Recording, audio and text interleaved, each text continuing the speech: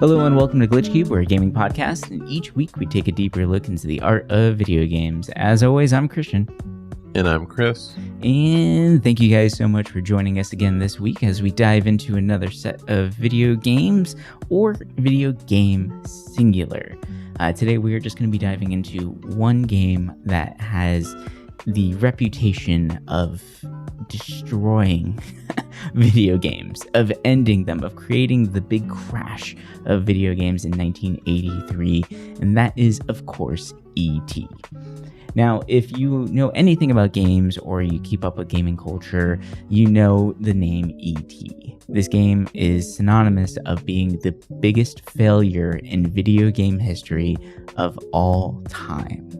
But was it really that bad? And did it even get a chance to be a good game? We're going to be diving into that today as we kind of go through the story of how E.T. was created, some of the background stories of the creator themselves, of Atari, what they were going through a little bit there, and what came of this horrible, catastrophic failure of a game. Well, quote-unquote failure. It does have a 1.2 rating out of 10, so that's pretty bad. I've never seen a game that low before, but it kind of makes sense for the time frame and the issues that this game had anyway. So it kind of felt like this game was set up for failure from the beginning. But I actually just recently watched a full playthrough of the Atari E.T. video game, and it's not great. It's actually pretty boring. There's not really much going on there.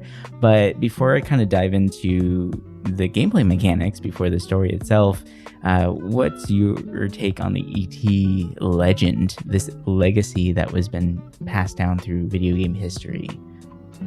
I think the boring part of it is not so much E.T.'s fault and just the Atari in general, but So I remember hearing this,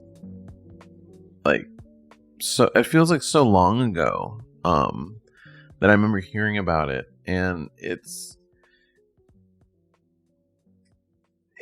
always been a game that's intrigued me just because of the legend behind it. I never really understood why it got crapped on as bad as it did. I definitely think the whole landfill story definitely added intrigue to it, but when you look at it, it doesn't look that different from a lot of other Atari games. And this is coming from someone who didn't grow up with Atari. I was the generation kind of after, but definitely the generation after the NES. So 2 generations later is when I really got into games. So me looking back at Atari, it's kind of like, oh, yeah, that's a little old. When you look at games back then, it's kind of like, this is it. So when I look at E.T., I'm like, this doesn't look like this looks like all the other Atari games. Maybe not like Raiders of the Lost Ark or some of the other highly regarded Atari games.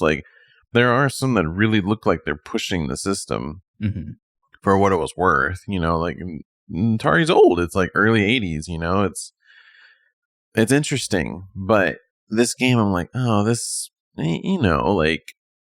the time I really started looking into the game, I've played so many crappy games through Steam and stuff. I'm like, this game doesn't seem as bad. There's definitely worse games. But to think, being around in the early 80s, 82 when this came out, and, it's the holidays, you're getting your game, games were expensive, especially even back then with Atari, it was expensive. And imagine getting this on your Christmas tree. Yeah. Or your dad comes back from the store hey, I got a game for you, and you're like, oh, what is it? Oh, it's based off of that movie you love. You're like, oh, cool. You play it and you're like, God, this is awful. Back then they didn't have the internet to find stuff out. They didn't. It must have been such a weird time for that, because the game industry was completely different than what it is now. I would have loved to just been around to see like what it was like just in general, but during this whole fiasco, it must have been crazy. Yeah. It's kind of crazy to think, but I mean, like the ET game was slightly groundbreaking at that time.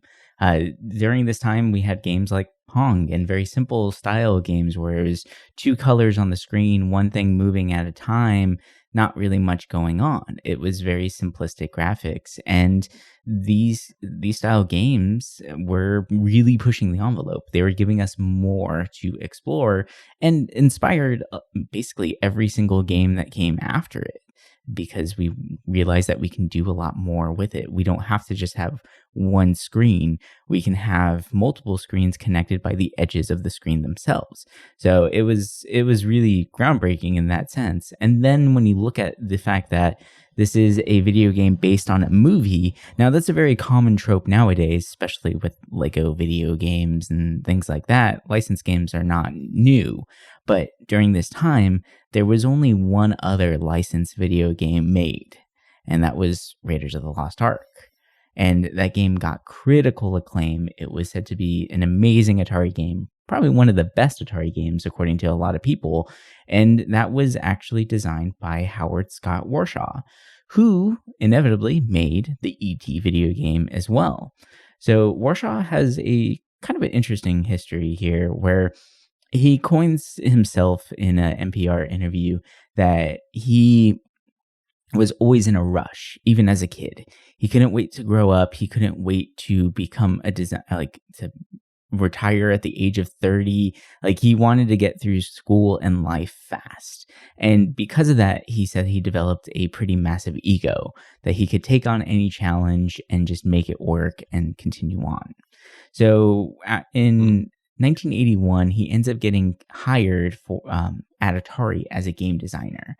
And during that time, like I said, a lot of the games were just Pong. It was simple games. And he comes out with Yar's Revenge, which at that time was a huge, huge undertaking where you're a mutant spacefly trying to kill giant monsters across the screen, right? Think you're Gatagas, but left to right, not up to down, right? And it's that kind of thought process, that kind of gaming, and those visuals where he says that he wanted everything to move, to light up, to be alive on the screen. And that was very groundbreaking for the game scene. So, of course, Atari gets approached because Atari was the biggest game company during this time due to the Atari 2600. It was in every household. That was just the game system to have. It was an entertainment center for families. They get approached to make the actual Raiders of the Lost Ark game. Spielberg went to them and said it would be a really great idea to do this. So Warshaw gets put on the task. It takes him about, I think, 12 months to create it. So he took about a year to make this game. And whenever Spielberg game tested it, he said, "This is amazing. This is just like I watched the movie." Now, when you look at the game, I wouldn't say that nowadays. But at the time, this is really amazing, innovative stuff. So, of course, by the time when Spielberg creates E.T., which is the next blockbuster hit, he wants to do the same thing he did with Raiders. So they approach Warshaw again. Spielberg went to Warshaw directly and asked him to make a E.T. video game. And of course, Warshaw said, "Yes, I would love to do this." So this is where things get kind of convoluted and where the issues begin to arise. Because there apparently is a huge legal battle between Spielberg and Atari as to what can actually be released in the game, what can be there, like what do the assets do they have available, who's getting majority of the money, those kind of issues come up. So by the time Warshaw gets his hands on it, he has 5 weeks to make the game to meet the deadline of Christmas. So that was part of the actual the rule set forward by Spielberg for Atari to be able to make this title is that it has to be out by Christmas to match with the release of the movie so that everything goes smoothly and they make the most profit from it, so that the movie doesn't get forgotten by the time the game comes out, right? So it just makes sense. But I think it's kind of crazy that Spielberg is the one that approached Atari and then also created the issues that they faced to make this game happen. So 5 weeks is not a very long time to make a game, but Warshaw, being the kind of cocky man that he was, when they asked if he could do it, he said, yes, of course I can do this. No problem. So apparently he rented an apartment at that time and he locked himself in for 5 weeks straight to make this game happen. He made it so that he had nothing else, no distractions, nothing, just to make this game real, to actually make it come out. So once it was made, he ends up meeting with Spielberg and showing the game. And Spielberg had a very interesting reaction to it. So he just kind of looked at the game, apparently, played it a little bit, and then looked at Warshaw and said, couldn't you just have done something like Pac-Man? So definitely a different reaction than the Raiders game originally, where Spielberg absolutely loved the Raiders game, claiming it felt just like the movie. And yeah, so it's kind of funny that it went down that direction. So Warshaw was obviously annoyed by it. And in the interview, he said that he wished that he could have told Spielberg, couldn't you have just made another War of the Worlds, when talking about E.T. So it's kind of funny that he wanted to, lash out against him for talking crap about the game. Because I get it. Like, he spent 5 weeks of his life, every waking moment, making this happen to meet this crazy deadline that just, was not possible. So during this time as well, Atari starts kind of losing money. They are apparently living a very rock star lifestyle, which was very common for the gaming industry at that time. There was a lot of drugs, there was a lot of booze, there was a lot of partying. We saw that a lot with id Software as well, with Doom. Like, that mindset was just around. They were the rebels of media. They were the rebels of community, or computer science, and they wanted to explore that avenue. They wanted to be rock stars in media, so they spent a lot of money that they did not have. So Atari's in trouble, right? And they're hoping that E.T. is going to bring back Atari, bring it back to what it once was. So Christmas time comes around, and they spend a lot of money on advertisements to get this game out there. And probably too much money. And they also printed so many copies of this game. They actually printed 1 million copies of E.T. because they expected to sell that much due to, Raiders. And they were being very ambitious and hopeful because no game has sold that much right off the bat. And it did incredibly well for the pre-sales. This was under pretty much every Christmas tree. This was the game to buy. They sold so much, they kept selling out, actually. But then about 3 weeks after the release, that's when the issues started coming in. They had so many returns that now E.T. is in a negative deficit. Basically, almost every copy of E.T. that got sold got returned. So it was pretty crazy to think that. And if you're a business that's running a rock and roll lifestyle, right? When you get a sale, you are instantly getting money. So you're going to be spending that money. But then 3 weeks later, when the game gets returned, you now owe that money to the retailer. So where does this money? Sucks. Yeah, it's tough. It's a tough thing to deal with. It happens all the time. And that's, the money's gone. So that's where Atari really, really starts falling through, which actually inevitably leads to the most epic video game crash of 1983. So a lot of people say that E.T. is the reason for the video game crash. Not the fact that Atari was not, spending their money wisely and thinking about the long run of things, but it was due to the failure of one video game that got made in 5 weeks. So it's kind of unfair to put E.T. in that, in like blaming E.T. completely for this, even though it's really not a good game at all. It's really, really bad. But then I think the big part of this, like you mentioned earlier, is the landfill story. So there's a lot of documentaries and a lot of books written about how there's a million copies of ET buried in a landfill in New Mexico. And that's what Atari did to kind of just get rid of it and try to make people forget about this game. Well, yes, there are a lot of copies in that landfill of ET, but it wasn't just ET that was there. It was a lot of Atari products because they had no way of selling their products. Nobody wanted to buy them. Nobody wanted to buy their games, their consoles, all that stuff. So instead of just sitting on it because they couldn't store it in the warehouses anymore, they didn't have money for that. They had to just throw it away. Their money was completely gone. So a lot of product ended up in that landfill. It wasn't just them trying to bury ET like the stories want to tell you. Just kind of funny. But it is nice. It is an interesting thing to put into the lore itself. And it does make it kind of epic and grand and like you're going on a crazy adventure to find this elusive product, right? It is kind of funny to think about that. It's interesting. I'm kind of like looking over to see like what else came out that year, like around ET, to kind of see like how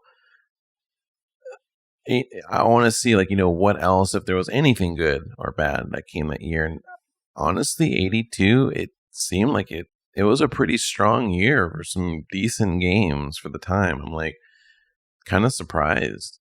It's kind of interesting how 82 seemed like it had a lot going for it. Yeah. I mean, we had Pitfall, Donkey Kong Jr., right?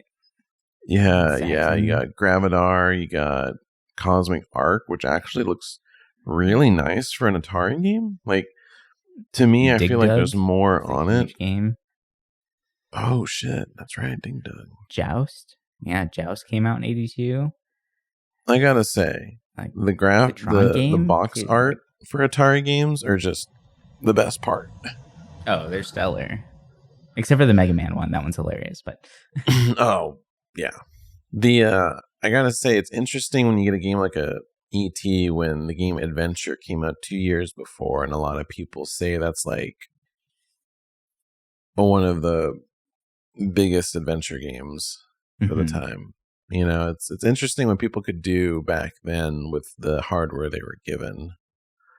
Yeah. Oh, Atlantis came out that year too. Yeah, they really pushed the boundaries, and there was a lot of crazy games coming out. But at the same time, you got to think that a lot of these games took months to develop, not years. Whereas nowadays, games could be in development hell where it takes 10 years for a game to come out. I mean, look at Too Human, right? Too Human was originally supposed to come out on the N64, but didn't come out all the way until the Xbox 360. So that's how long that game went through development hell, because they kept changing things around. And I think that's one of the biggest things that we have found when researching a lot of failed games is that people want to use the newest engine, but that means that you have to remake your game every single time. So it's probably a good idea to just stick with what you got.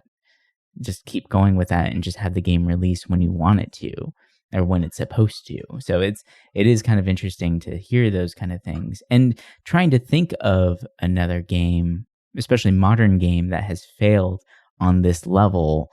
It's kind of hard to really think of one because we haven't had a video game crash since, at least not on the level of this.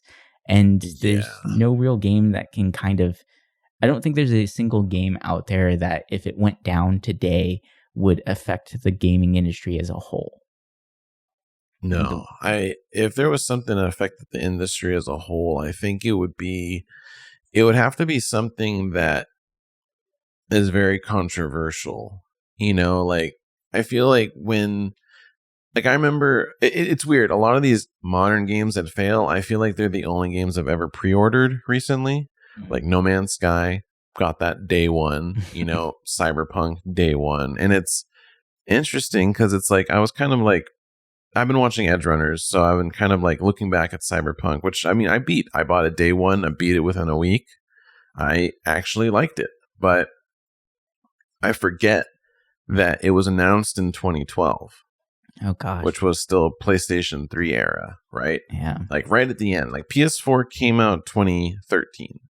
So Cyberpunk was teased in 2012, and all it was just a title screen, right? Nothing really on it. We didn't really see, I think, any video until 2018. That's crazy. And it was like just a graphic, like a cinematic trailer. And then, it comes out 2012 or 2020. So 8 years later, from PS3 to basically end of PS4 life, I'm not one of those people that's going to brag on Cyberpunk. Like, I don't think it deserves all the hate that it got. I understand why people were mad because so much was promised. Mm-hmm.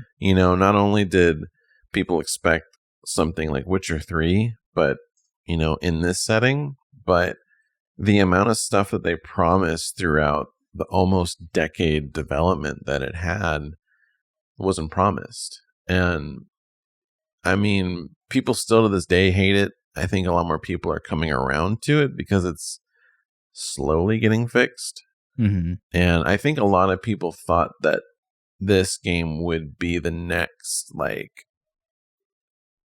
detrimental game, like, for the time, but nothing is ever going to be so bad that it will crash the game market. You think back in the 80s where gaming consoles were going up against, arcades. Right. And it makes sense that, if this game sucks, why not just go to an arcade? Nowadays, we have the console wars, but when you think about it, like, nowadays we don't really have that competition. Now that consoles and PCs are kind of blurring their lines together, they don't seem as far apart as they used to. Mm-hmm. You look at the personal computers of the 80s and it looks like miles and miles better than an Atari console, right? Like the specs, everything, there was a difference. And I think it wasn't until maybe like 2 or 3 years ago that the advancement of the PC, that lead it's got over consoles, is just going down and down. Like, maybe if you want the latest, greatest ray tracing, graphics, everything, like what they're going to do with the new NVIDIA graphics cards is insane. Mm-hmm. Like how you can basically update graphics for any old game from DirectX 9. That's crazy. And up. Like, it's insane how Morrowind looks. Like, I'm like, what the fuck? But we just don't have that competition anymore. We don't have that worry. Like, this industry makes so much money. The worst thing that could ruin is like, oh, well, gaming television kind of sucks. But like, even that is getting fixed. Like, the game industry has changed since that time. Mm-hmm. Every decade it goes through an evolution, and now we're at the point where gaming is such a household name or household hobby that, like, it's never going to be destroyed or taken away. Well, look, I mean, even Blizzard, one of the biggest gaming companies in the world, was going through a huge controversial thing and basically losing everything, where they're going to be potentially bought out by Microsoft now. And if that happened in the 80s, this would be a huge thing where, like, video games are dead. But now, like, Blizzard's not really, like, the games aren't going away. People are still playing games. The industry is so huge that it's just one company out of hundreds and thousands of companies. So it's not really having the same impact that it would have in the 80s. So even something as huge as the Blizzard controversy and the Activision stuff, right? All those things, it's not enough to affect gaming the way that this did in the 80s. So it is pretty insane. But talking about failures, and so Warsaw really turned it around. I will say this. So he completely failed in this game, and he actually lost his job in Atari due to this, because Atari was doing a lot of budget cuts.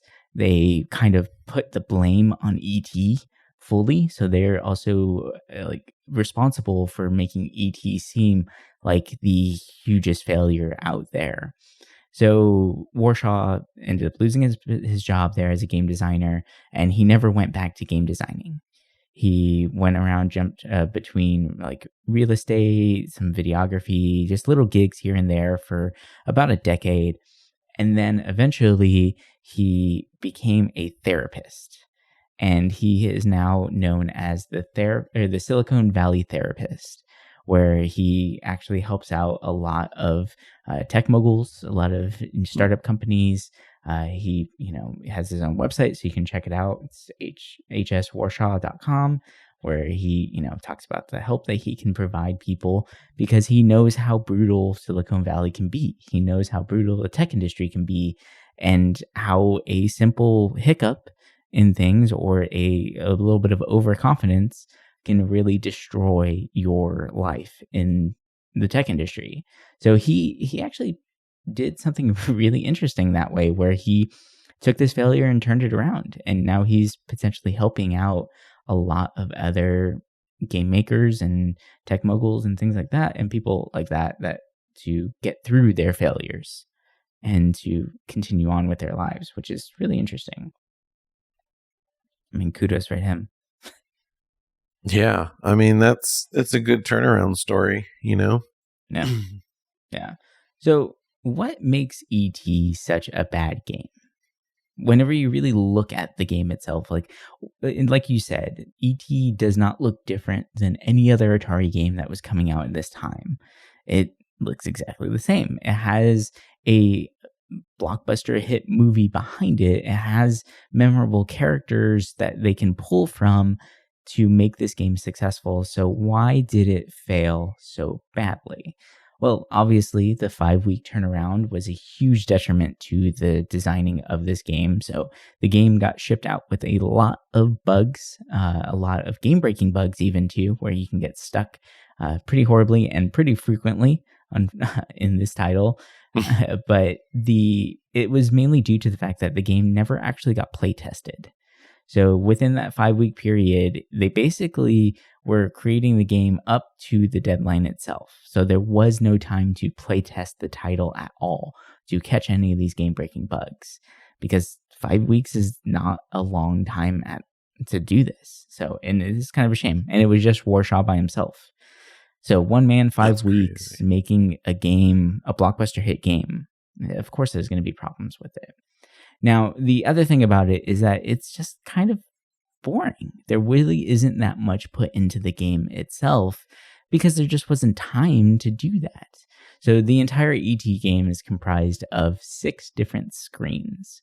You have 4 screens that have holes that you can go down to find different phone pieces. So the whole point of the game is that you are trying to phone home. So in order to do that, you need to collect pieces of the phone to then construct it and, call for your ship to pick you up.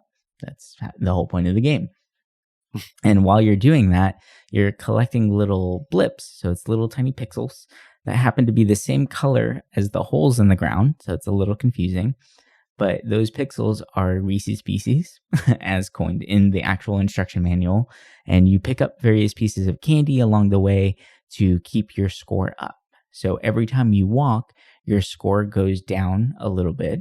And you need to make sure that you don't hit 0 before collecting all the phone pieces and stuff like that. So that is kind of the point of ET. And that's the main mechanic there.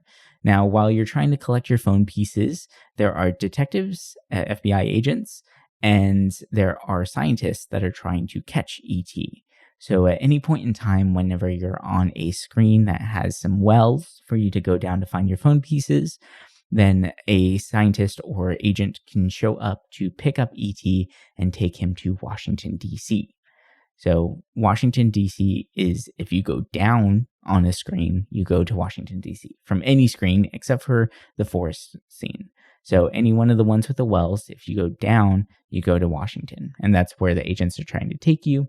If you have candy, then you can use the candy apparently as lives, in a sense, to get out of Washington and continue on your journey.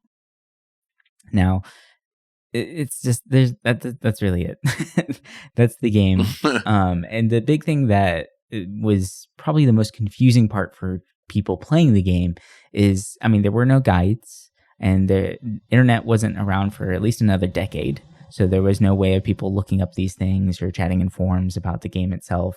So there was no hand-holding. And really all the information that you needed was in the instruction manual. So that was a very common thing in games during this time, was the instruction manual had little hints, explanations of the symbols in the games and what your ultimate goal is, how you do your powers and controls, all that fun stuff.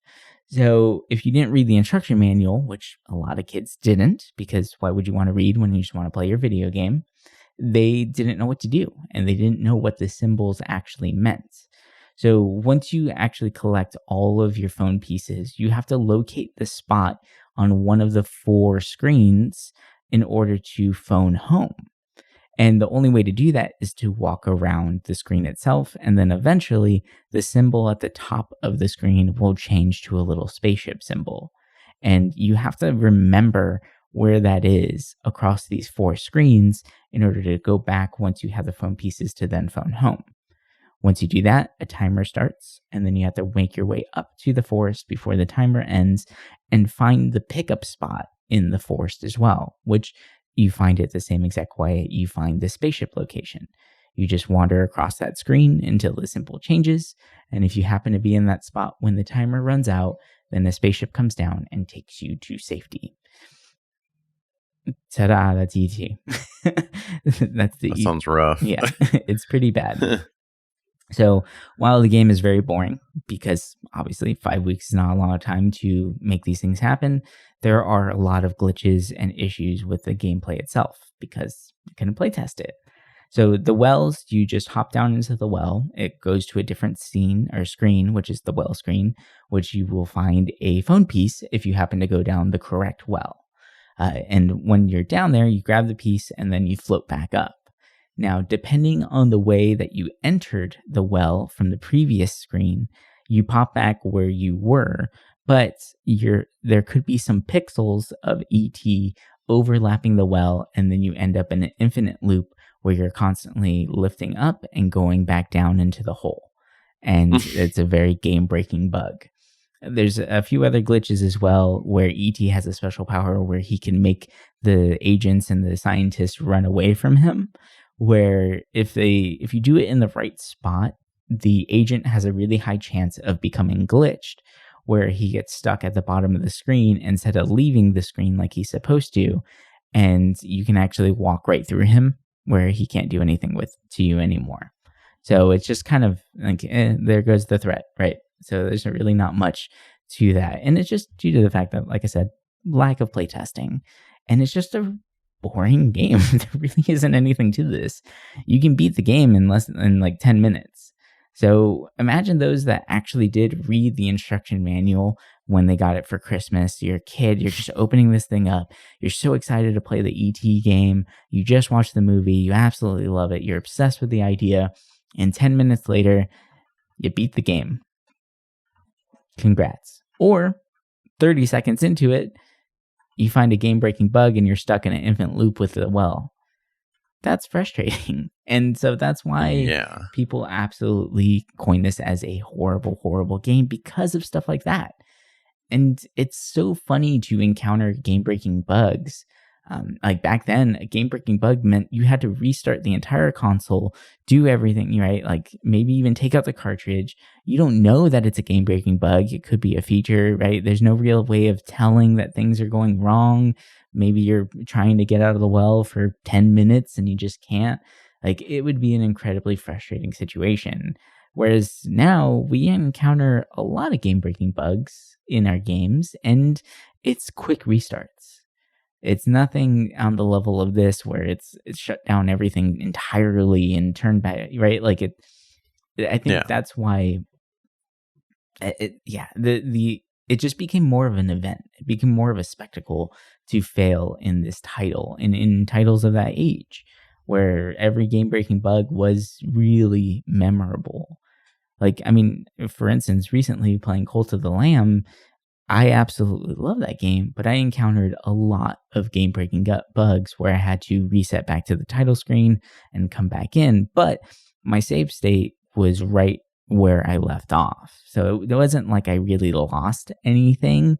I might have been kicked out of a dungeon, but it's not that big of a deal. Whereas this is, you start fresh every time you turn the game on. There isn't where you come back to the game and you have 6 of the 7 phone pieces or however many there are, and you can just continue on your journey and you're outside of the well and you're good to go. It's a complete restart every single time you do it. So it is a lot more noticeable and a lot more detrimental to the gameplay itself. But yeah, coming from like a gameplay perspective, this game's not great. There's really nothing to it, which is, it's rough. It's rough to deal with. Ugh. Game breaking bugs, geez, that's kind of hard to say. They, for the time, like you said, like there was no way you could save. I don't even think the Atari didn't have any games that could save anyway. But it was like, it's nowadays we don't really have to worry about game breaking bugs unless it like crashes the whole computer or the console. Like those do exist. Like I know, what was it? There was one recently, like maybe like a few years ago, that it could actually brick your console. Oh, that's right. I forgot about with the Xbox stuff too. There was a lot of issues on the Xbox where there are certain games that totally bricked your game. Yeah. There was one, it did something, and I know it would brick your hard drive. Like if you had an external plugged in to your PS4, it would brick it. And I can't remember what it was, but that's so like those are the ones that that's what we deal with nowadays. But thankfully, those usually get patched like pretty quickly. I remember when I got the PS5 in the beginning, if you left a game in rest mode, there was a chance it would brick your console. Jeez. I remember, I think it was for Demon Souls. If you left it on rest mode, because the game doesn't pause, it's a Souls game. If you left on rest mode, there was a chance that when you booted it up, it would just not work because it would brick. And that didn't get patched for probably a whole month or two. That's a long time. But it was also for Spider-Man. Like that was just one of the first big bugs that PS5 had. But I know other consoles have had stuff kind of similar where there's like a possible bug that could just destroy your whole thing. Nowadays that's what we have. And, nowadays it's also different where if something sucks or it's broken, Twitter, social media, anything will just be bombarded about it. It's a virtual landfill, to an extent. And yeah, it's kind of crazy to think all the way back in the 80s, like something like this kind of happened, and it's a game like this, you didn't have really anyone to talk to about it. You just kind of, you played it, you hated it, and then you were stuck with it. Well, it's the thing too, like we call it game breaking bugs, but nowadays that's not a thing. There is no such thing as a game breaking bug because of how fast they patch things. Like they can always send out a new patch for titles. The term game breaking bug came from the 80s, came from these Atari games that literally broke the game. You cannot continue playing. You cannot go back to it. We should call it like a game pausing bug, right? Or just like a roadblock in your game itself or something like that, because it's going to get patched. It's going to get fixed 9 times out of 10, unless developers have given up on the game completely. But back then, those game-breaking issues just stayed. There was no way to patch these games, and there was no re-release the cartridge with the fixes. They didn't do that. There was no money in that. It was a waste to develop those kind of things. When a game was done, that was it, and the designers went to a new title. That's the cycle of game designers back then, where now with the games the way they are now, with everything being digital, all that stuff, we have designers who are on the game, or they make the games, and then they have a team that is keeping up with the game throughout its lifetime. So there's always going to be an IT department to fix the issues that are coming up, because we can pump out fixes via the internet. But that wasn't a thing back then. So yeah, like if you encountered something that completely made it so progress was not possible, well, it's trash. There's nothing that they can do. So that's why a lot of these games ended up in the landfill, because for most people that didn't know the little trick of how to properly enter the wells, that there was no way of progressing. There was no way of actually finishing the game at all. So it's just garbage at that point, which sucks. It's a little unfortunate. But failure is a good thing. We learn a lot from failed systems and failed games, and just failing in general in life, because through that, we have found out that, playtesting is incredibly important, right? Mm-hmm. Creating a valid deadline is super important. Checking your ego at the door is essential for any business that you're working in, whether it's game design or not, especially in the creative industry.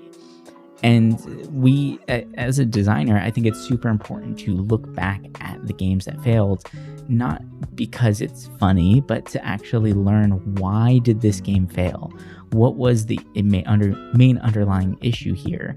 And I think the main underlying issue for ET was just time. There really wasn't enough time to actually make this game possible. 5 weeks is an impossible amount of time to make a blockbuster hit. It was enough time to come up with a concept for a game, but not an actual full-fledged game. So we've learned, and we've extended deadlines. We've made the development cycle longer in games, where now it could even span decades, which is too long, but it is something that we are learning from. And it shows. It actually helped us grow as an industry and continue on the way we are. And that's why we have games that we do now. That's why we have our huge titles, our Final Fantasies. Like even Final Fantasy 15 took over 10 years to make. People forget about that.